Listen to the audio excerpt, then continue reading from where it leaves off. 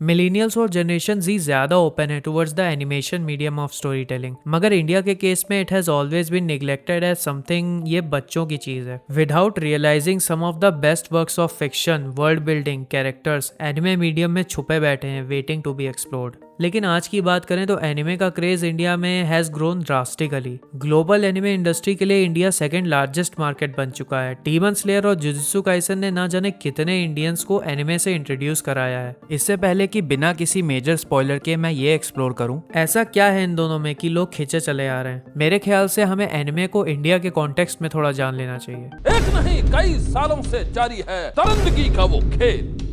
Anime के लिए love trace किया जा सकता है जब 1990s की स्टार्टिंग में DD1 पे जंगल बुक शोनेन मोगली आना शुरू हुआ था। ये वो टाइम था जब मुझे लगता था जानवर आपस में अपनी तरह ही बात करते होंगे।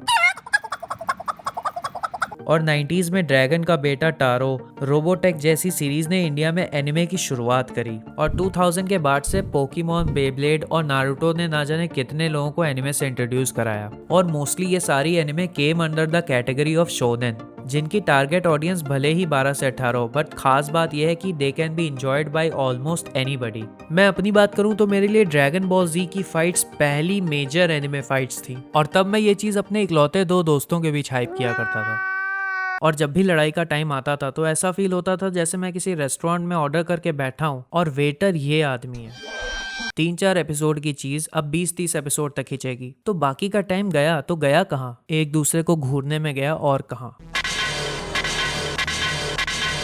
मेरा नाम है बुल्ला, रखता हूँ खुल्ला। खाएगा केला? ये चीज मैं तब माइंड नहीं करता था, लेकिन आज के टाइम पे हमारी अटेंशन को डाइवर्ट करने की 50 चीजें हैं और बहुत कम चीजें ऐसी हैं जो हमें जॉन विक वाला फोकस दे पाए। Get some help. इसलिए तब के टाइम का शोनेन आज वर्क नहीं करेगा, क्योंकि किसी के पास टाइम ही नहीं है यार। अब जैसे एनिमे देख देख के लोग ग्रो किए हैं, वैसे ही एनिमे भी लोगों के साथ ग्रो किया है और समय के साथ इवॉल्व हुआ है, specially in the case of shonen. In that sense अगर कोई मॉडर्न एनिमे है जो आज की टफ ऑडियंस को भी क्रैक कर सके तो वो है डीमन स्लेयर। और दूसरी तरफ जुजुत्सु काइसन एक ऐसा आइकन बन गया है कि दूर दूर तक अगर कोई बच्चा रोता है तो उसकी माँ उसको यही कहती है कि सो जा, वरना स्पॉइलर बता दूंगी। जो नहीं देखता उसको भी पता है कि गोजो ही मेन हीरो है भाई सीरीज का। लेकिन तू कर भी क्या सकता है यार? क्या कर सकता हूँ यार? ऐसा नहीं है कि यही दोनों सीरीज ने शोनेन को अपने कंधे पे उठा के रखा है, बट ये अब उस कैटेगरी में आ चुकी हैं जो रिकॉर्ड तोड़ने का रिकॉर्ड तोड़ती रहती हैं। बट इंडिया के कॉन्टेक्स्ट में there was always this problem of accessibility. Indian television history में केवल हैंडफुल ऑफ चैनल्स ऐसे हैं जिन्होंने शोनेन एनिमे एयर करी है, और जब एनिमैक्स को रिप्लेस कर दिया गया 2017 में विद सोनी, ये तब there were no legal ways left to watch anime, और जो थे दे वर नॉट अफोर्डेबल। एक बूढ़ी कौड़ी नहीं बची है। But things started to change, और जो छोटी सी विंडो एनिमे को मिली थी इंडियन टेलीविजन पे, उसने इवेंचुअली एक बड़ा इम्पैक्ट छोड़ा ऑडियंस पे। 2019 में वेदरिंग विद यू पहली ऐसी एनिमे ओरिजिनल मूवी बन गई जिसको PVR ने पूरे इंडिया में रिलीज किया। और ये कहना गलत नहीं होगा कि फैंस का एनिमे के लिए डेडिकेशन इतना ज्यादा स्ट्रॉन्ग है कि PVR को वो मजबूरन लानी पड़ी। This was the first time in India जब इम्पोर्टेंट स्टेक होल्डर्स को ये रियलाइज हुआ कि there is a profit in this sector. पैसा ही पैसा होगा। एनिमे जब स्लोली रिकॉग्नाइज हो ही रहा था, कोविड आ गया।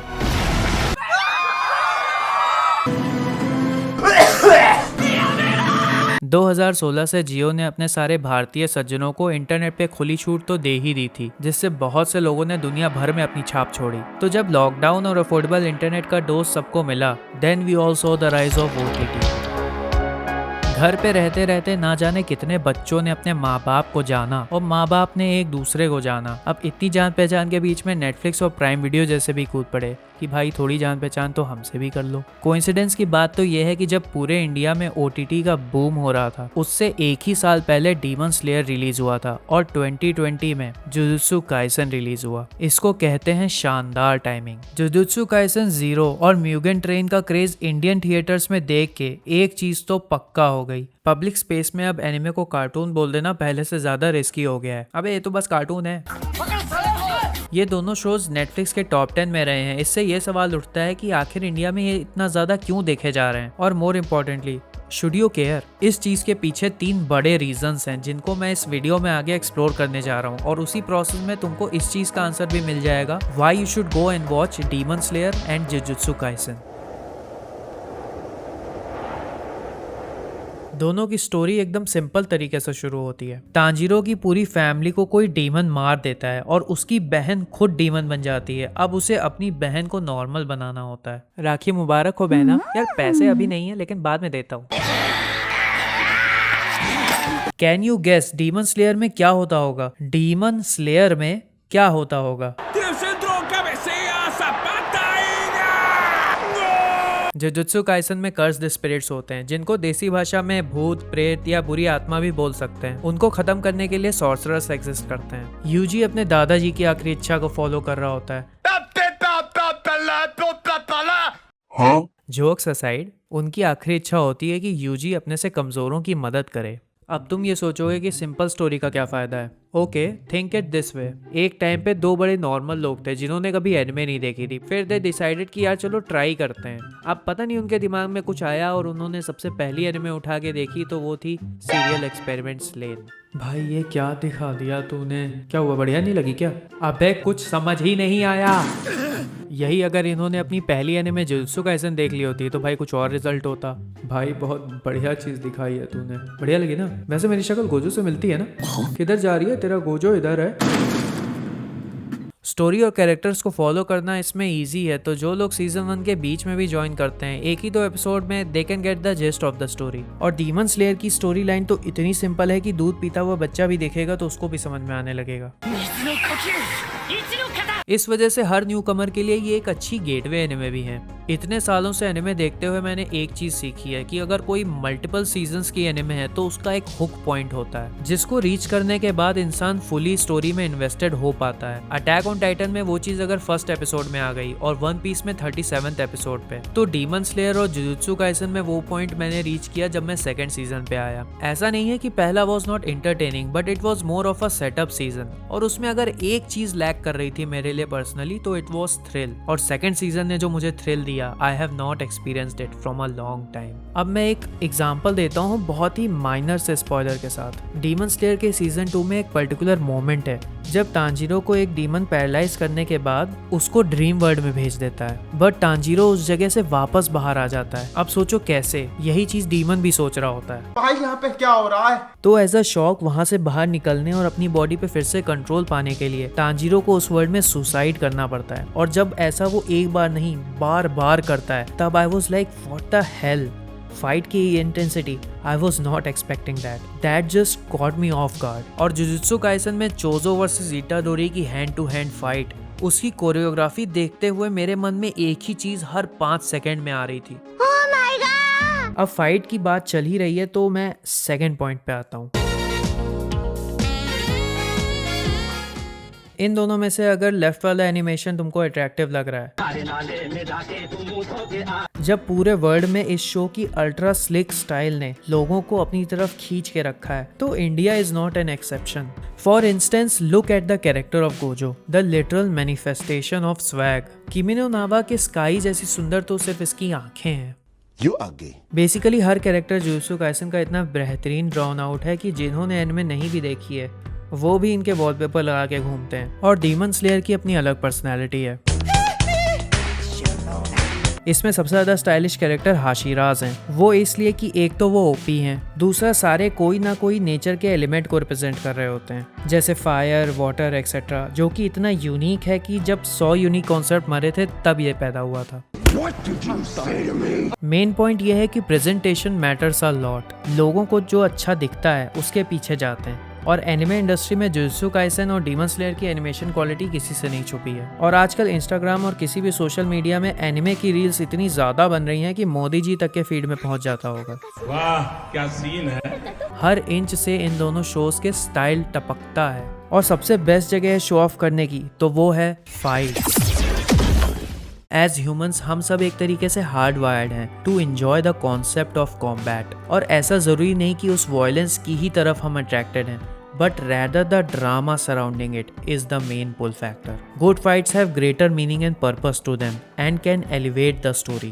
दोनों एनिमे में जरूरी नहीं कि सारी फाइट्स अच्छी लगें, बट जो अच्छी फाइट्स हैं they force character developments. Failure के डर से जो टेंशन क्रिएट होती है in which the characters have to adapt, इन सबको जब एक अमेजिंग साउंड डिजाइन बैक करता है तब हमें विटनेस करने को मिलता है मोमेंट्स ऑफ स्पेक्टेकुलर एस्थेटिक्स।